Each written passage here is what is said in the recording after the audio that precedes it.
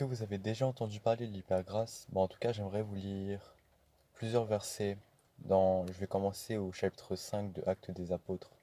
Cependant, un homme appelé Ananias, avec Saphira sa femme, vendit une propriété et garda une partie du prix en accord avec sa femme.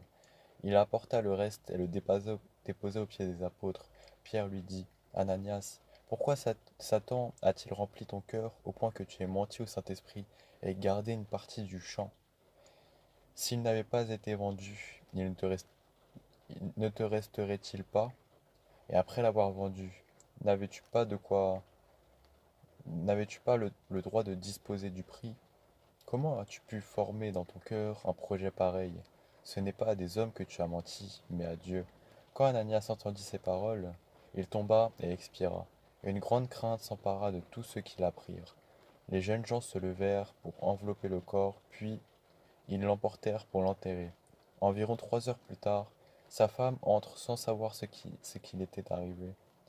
Pierre lui adressa la parole. Dis-moi, est-ce bien à ce prix que vous avez vendu le champ? Oui, répondit-elle, à ce prix-là.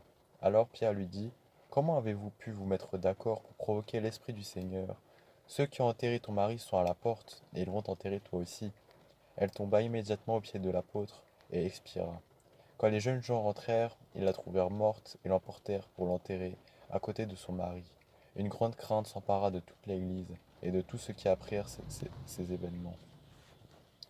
C'est pour vous dire que il faut pas croire que nos actes sont sans conséquence. Il faut avoir la crainte de Dieu.